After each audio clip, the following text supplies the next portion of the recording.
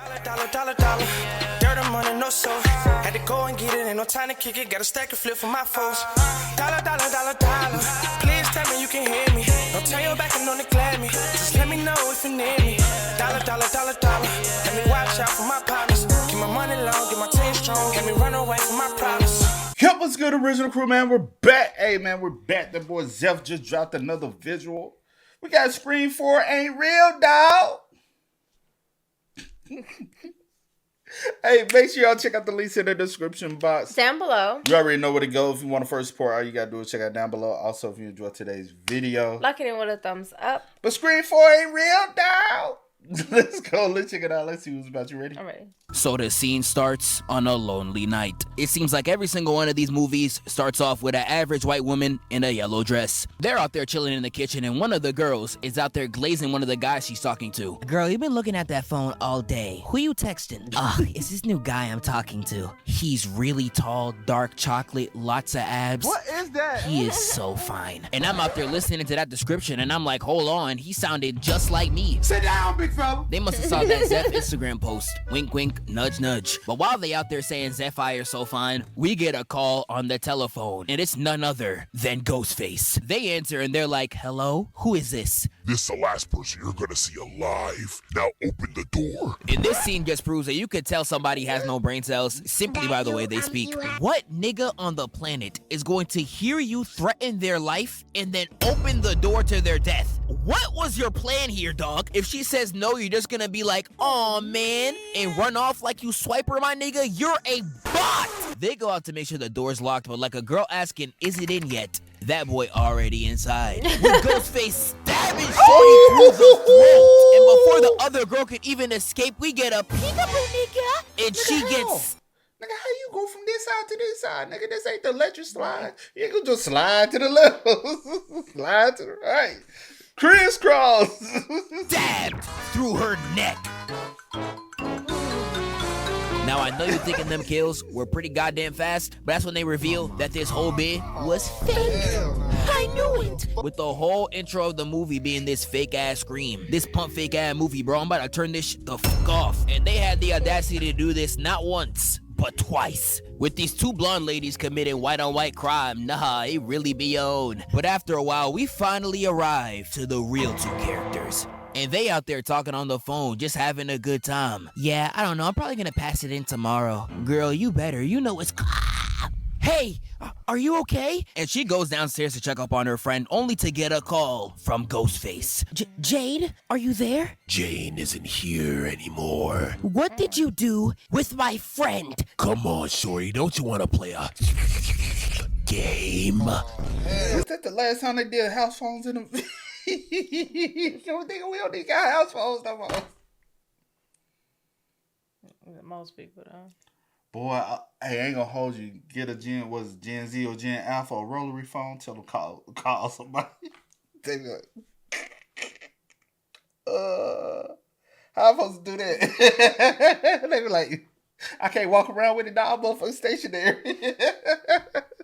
Freaky ass nigga. Nah, this grown ass man always trying to play some dog. You're corny. But it seems like everybody in this room is slower than kids watching Mr. Beast. Because Shorty's on the phone and she dead says, I have a 4.0 GPA and 135 IQ, asshole. this man just threatened your life and you're defending yourself with a diploma, my nigga? What is your English major gonna do against Ghostface, dog? Ghostface, wait, I can read.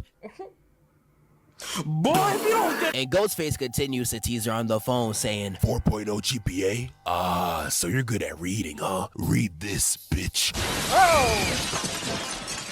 hello, nigga. Ghostface runs inside and they're running all across the crib. And now the scream she's letting off is really frying me. Shorty hits a slide to the left, dodging the knife strike, and she sprints up the stairs. And once she gets up there, she hides behind the garage door in order to keep away from Ghostface. But this self-proclaimed genius with a, and I quote, my nigga, why would you do this? keep away from Ghostface. But this self-proclaimed genius with... Nigga, why would you lay your head? It ain't on pillow. Nigga, I'm gonna go ahead and do this. You ever seen scary movies? Know when a motherfucker got stabbed through and I quote, 4.0 GPA forgets to lock the door as she hides from a serial killer. I've seen niggas with CTE that got a higher intelligence. You are a twit. Who forgets to do that shit? Where was all the education when you needed it and you was dead talking about some 4.0 GPA and Shut your bitch ass. She tries to escape and Ghostface stabs her in the back. This man Ghostface starts menacingly walking her down. And he really could have killed her this whole time. He's just edging this kill like how Anthony Edwards be edging anything he's drinking. She tries to crawl out and escape through the garage door. And once Ghostface put his hand on that lever, I was like, no. No! And he real life crushes her with the door. Got her crippled on the floor talking about some... Ghostface turns her around, and this is where we get into the first kill of the movie.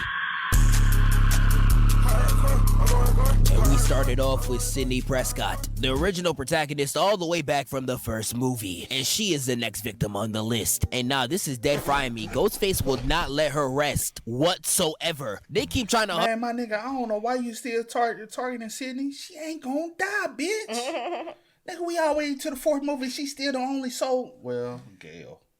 But she the main soul motherfucker who keeps surviving. Why would I waste my time and energy on a motherfucker like this? Hunt her down as if she wasn't the victim. Like, I dead saw her in Scream 7 and I said, Auntie, go home. Who keeps bringing her out here? Let it go, bruh. But she's currently staying at her cousin's house, whose name is Jill, as she hides from the Ghostface. And Jill's friend, Kirby, is here as well, with the police keeping watch outside, making sure everything stays safe. And if in real life, police officers got the same IQ as a toolbox, you know the ones in this movie are gonna do absolutely nothing. But Jill and Kirby are currently chilling in the crib, only to get a call from the one and only. Hello? I'm waiting for you. Waiting for me where? You're gonna have to guess. But they start looking all across the room until they land on Drake's favorite spot, the closet. They open it up and we see nothing but this weak-ass wardrobe. Nah, this scarier than him. H&M fits in the Grand 2026? Oh, hell no! Looks like you were lying. You were never in there. You already came out. I never said I was in your closet. And just like I Show Speed telling the world that he likes men, we see Ghostface come out the closet stabbing the shorty as he was in the crib across the street the entire time. Everyone's out there shocked and he's out there just ragdolling the bitch. Stabbing her through the hand. I see a Sparta kick literally tussling her around the room. I'm like, and he even tries to stab her head off. And what's frying me the most, they're watching Shorty out here fighting for her life and doing nothing about it. Dog. What they gonna do? Me. Sydney finally says, and I won't watch this anymore. And sprints to the... Well, true. It was sitting outside the house. Outside the house. I guess they could have came went outside. But like you said, what they gonna do? It's a house full of females. What that mean? other crib. But by the time she got there, it was already too late. With her room being doused in a whole lot of red. And it's a room full of you and your friends. What y'all gonna do? Who you gonna depend? You and your... I'm in the house across the street. I'm we saying getting attacked. You and your friends. See one of your friends across the street getting attacked. I'm going over there. You and your friend, your group of friends, y'all ain't gonna do shit. Man. I'll let you think that. What y'all gonna do? Nothing. Let you tell it nothing. Exactly. Out there, it was already too late. With her room being doused in a whole lot of red, and the neighbor being gutted and left on the window. Sydney comforts Jill since she was friends with the neighbor that passed. We see this nigga come from the back and slits Shawty's wrist. And Sydney wasn't playing that at all. She immediately powerbombed What you said? this nigga down the aggressive. stairs. And she was putting straight hands on him, hitting him with the painting, and kick flipping Brody down the steps. And Sydney wasn't done giving belt to add, giving 2 kicks. I'm telling you, that's all you gotta do. Y'all, every motherfucker afraid of that belt. Keep your belt on you. Every motherfucker go flinch when you hold on, flashback. It's an automatic reflex. You gotta keep a belt on you, bro. Fuck all that. Just Yeah, motherfucker. Oh, shit. and laying him flat out. Like, nah, okay, Sydney, you's a real one. The cops come in, and the moment she reports the body, Ghostface disappears like a nigga that owes you money. I don't know what pisses me off more, the fact that Ghostface has a flash step or the fact that the police pulled up this late and start slow walking towards the door he ran out of. Dog, it hasn't even been that long. Chase him down. And they dead come back inside after not even looking for 2 seconds.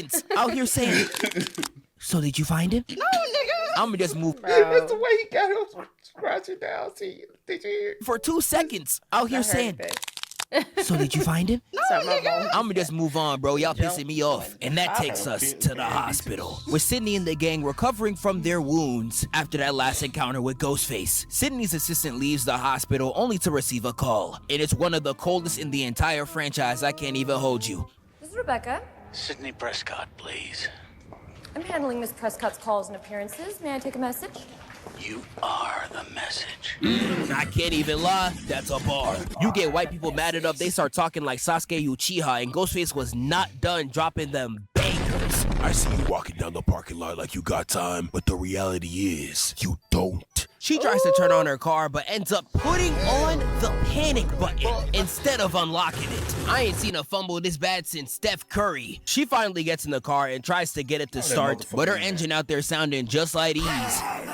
And it refuses to start. And this is where we see Ghostface on top of the whip, holding the ignition wire in hand. Hell no! She out there screaming in the car like she just lost her ex and tries to call someone for help. This car in the lot is passing by, and this man, real life, saw a nigga on top of a car like these. Sit down, big fella. A woman screaming on the inside. And instead of trying to help, he said, Fuck no, baby. and he swerves the corner, no jello. Yeah, I'm not gonna lie, shorty. Prepare them cheeks. But she still could have survived this. You are in a car. All you have to do is lock the doors and call the cops. Unless he has the power to break through the window, which I don't think you have the facilities for that, big man. You would have been alright, but no. This complete and utter dunce walks out the car and starts walking inside. In the moment, I'll be one of them. I'll be Ghostface up under the car, just give me the ankle, bitch. You can't both them. She get out the car too slow. And she got heels on. Baby. Take them shoes off, run. You know how to run? You know what you should do? Always keep your spare tennies in. You gotta get ready to get on down to 85. she gets out the car. She's running for the stairs as fast as she can in heels. And when she tries to open the door, the handle breaks in her face. And when she turns around, Ghostface is Hit her with it! Stop him! And after that clean kill out of Ghostface, he decides to send the message. While they're having a press conference outside, he throws the body off the lot, landing it right on the van, letting everybody know he's here to catch bodies. And that leads us to the next destination of his murders, and it begins at this party. They got everybody here to watch the Stab franchise, and it's looking a lot like the Minecraft theaters. And while all the kids are turning up, we get Gail, who, while currently investigating the current Ghostface, is stalking this entire party through the cameras. And it was really frying me. She in this bit like FNAF. Hello? Is that the Grim Reaper? But she continues to stare at them all through the camera like a broke nigga staring at your gum in class. But as she's analyzing, all the cameras go from light to dark, like a reverse Michael Jackson. And on the last camera, you see Ghostface on the lens, laughing. And Gail is not taking that disrespect. She is leaving with a body. Gail goes out there to fix the cameras, and I can't even lie, she looking like a Facebook mom on the phone. And while she's out there fixing the last one, we see Ghostface come out from the back, ready to take her out.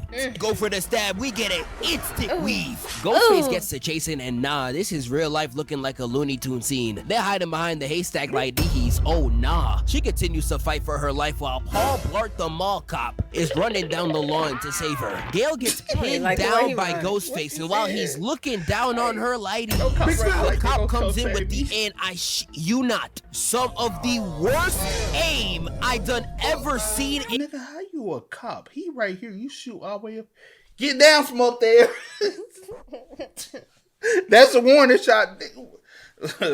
He ain't blacking though, because we don't never get no warning shots. Straight head shot. Pow! Oh, now your aim can work. In my life. Like, I have genuinely seen RDC shoot better than this. Johnny. It chases Ghostface up out the function, with the gunshot scattering everybody out the location. Ghostface, after failing to get Gale, decides to change his objective back to Sydney. But before he does, he makes sure to take out the 2 cops outside. And one of them, sadly, is already dead. And when he goes to check the body... Yeah, they really out here trolling, being some of the most useless niggas of all time. And while they out there caught stupid, caught lacking, Ghostface comes from behind like a prisoner and stabs the nigga in the back. And this one right here, real brutal. He just stabs my nigga Anthony Anderson in the head. I was dead watching this like... He deserved it. And when Anthony dies, Sydney feels a disturbance in the force. And when she feels this, she does one of the worst cases of oral farming I done ever seen. She's already looking in the direction, turns around, lets the wind hit her at the perfect angle, and then turns her head again. My nigga, we see the jawline, bro. But when Sydney goes to the house to hide, she sees that Jill snuck out, going to the party that we talked about earlier, leaving only Sydney and Jill's mom in the house. They go to hunt her down only to get jump scared by Ghostface, and they immediately try to block the door. He's really stabbing through this hole like it's The Shining, talking about some here's Ghostface. They use all their might to close the door on him, and when Sydney goes to call the cops, we see that Ghostface snuck a kill on Jill's mom through the mail slot. I guess Ghostface really delivered that kill. And while Sydney's left with the body, Ghostface goes to hunt down Jill, who snuck out at Kirby's house, where everyone is hanging out once the party got shut down. We got 5 of the characters there, and one of them, being Charlie, is out here getting rizzed up by Kirby. And this scene is exactly why they say you could lead a horse to water, but you can't make him drink.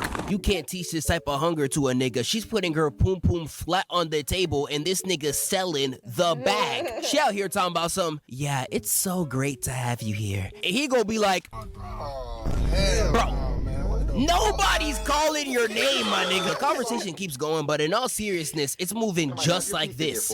Oh my god, thank you.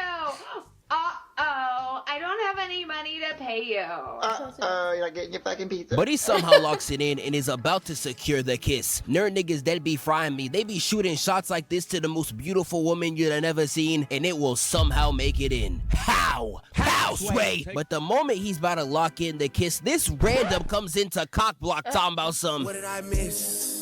Is this nigga serious? And this nigga that nobody invited forcibly adds himself into this conversation. I really hate people that are like this, dog. Who the hell are you? While they're still trying to figure out who the hell the 4th chipmunk is, we go outside to this Twitch streamer who in a life or death scenario is out there recording. Make sure y'all all spam some W's, chat. Our first guest is... This man gets stabbed and picked apart, but before Ghostface can take him off, we get quite possibly the craziest I ever heard in my life. Wait, no. You can't, there's rules. I'm gay. And all I'm seeing behind that mask was the craziest is this nigga serious of all time. It really be frying me. Niggas be so quick to be gay in order to not run a I put my fade. game face on. Niggas is like, yo, where you from? I straight did this. What you mean where I'm from? Fuck out of here. You never seen a bad bitch before? It's really crazy. Everybody care about equality until it benefits them. Just ask women. Who wants equal pay? Who wants equal drives for the war? No. The streamer dies, and when Sydney arrives at the crib, so does Ghostface. He attempts to chase him down, but nah, Sydney does Ghostface like a whole bitch. This whole movie, she been straight spanking this nigga. But he decides to chill out on this chase and decides to go for the easy kill, the white boy. Please, you gotta let me inside, please. Why is there blood on your hands? What other bitch did you finger? I ain't touching no other girl, I swear. Jill's outside with him right now, girl. He lying. Ugh, I knew it. Bitch, can we talk about this another time? I'm about to die. And while he's pleading for his case, Ghostface comes out of nowhere and knocks him out. And when we get back to the scene, we see this Timuad jigsaw trap. Ghostface calls her on the phone, and he's really trying to play his role. And Ghostface really had these niggas on the phone like, need you to take a picture with your ass out and your back bent in with your pussy barely peeking through from a low angle with your face in it, winking with your tongue out and your feet in it. But Kirby answers all the questions correct, and when she tries to go in and save Charlie, he says, This is making a move. he didn't make a move earlier just so he can make one now. This is the type of disrespect that would make my soul crawl out of the grave to take you out, leaving only Sydney in the house. She tries to find out what's up with Kirby, only to get backdoored by Charlie. She hits him to the wall, and when she tries to escape, she gets stabbed in the gut. And this is where we get the reveal of the Ghostface. Did you remember that? Yes, we find out that it was Jill the whole time. Crazy. Now, why she would kill her mother and set up to kill her two best friends, I have no idea. She moving like that one crazy white girl meme. I don't want to be caught near her ever. She's out there explaining her evil plan, and to make us know that she is serious. That nigga that nobody invited earlier, yeah, she said, you don't need your balls, right? And literally shoots the nigga's nuts off, hitting him with Operation Caitlyn Jenner. And she said, I'm not finished. And caps bro in the head. This nigga is crazy. And her and Charlie are about to beat each other up to make themselves look like the victims. Jill staring at Charlie about to stab him, talking about some, I don't even know how to. And as she's looking, she's like, you know what? F all that. And just kills him herself so she can be the only one alive. And y'all thought I was lying in that Stone Bunny hypnosis video. These white women are dangerous. Stay away at all cost. She's continuing to yell at Sydney like, You had your 15 minutes. Now I want mine! Whoa, calm down, Jamal. and after slamming out Sydney, she truly decides to play the victim. And she, real life, begins to beat herself up to make her seem like a believable victim. This is the type of self-harm that would have two slimy listeners impressed. And when she's done throwing herself across the room, the ambulance arrives to take her to the hospital. She's laying in the hospital bed and tells the cop to relay her condolences to Gail because they both got stabbed in the same spot. But while she rests, she overhears that Sydney actually survived. And Shawty done woke up from her sleep just to make sure Sydney stays in the grave. The cop goes to tell Gail what Jill told him, that Jill sends her regards because they both got stabbed in the same spot. And once Gail really analyzes that line, she begins to have an epiphany. How did you know I was too? As if she was Dokes or Gibby from iCarly, she deduces that Jill was Ghostface all along. We get to Sydney's room, and this is when Jill appears, and she's talking about some, you know what, Sydney, I'm so sick of your prissy ass, stuck up, good for nothing bitch. I'm gonna make sure you die here alone, nigga.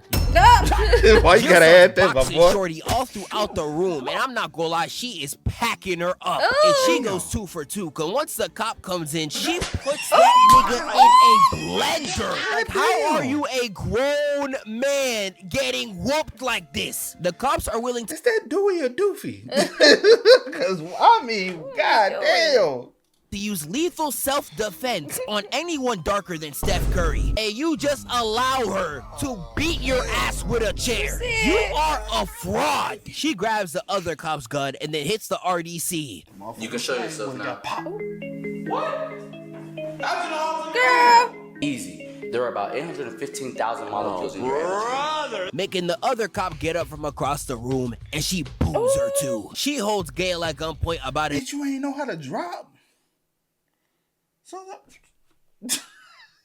Take her life, and we get the coldest setup for a kill I done seen. Clear. Clear. Clear. Fried, bitch. Fried chicken. Wake up, filthy. That was a good recap, though. I ain't gonna hold you, bro. That was fun. That was fun. I didn't even remember. So that was good for me. Girl, you won't never remember. Boy, shut up. We all know this at this point. Anyway. That ain't surprising. Y'all spam us up in the comments. Let us know y'all thoughts down below for us, man. But until next time, y'all know how it go, man. I do go over the name DJ No Kid. This is Sierra Nicole. We are. Kid and We out. Ain't no time to kick it, got a stack of flip for my foes. Dollar. Please tell me you can hear me. Don't turn your back and don't neglect me. Just let me know if you need me. Dollar. Let me watch out for my partners. Keep my money low, get my team strong. Let me run away from my problems.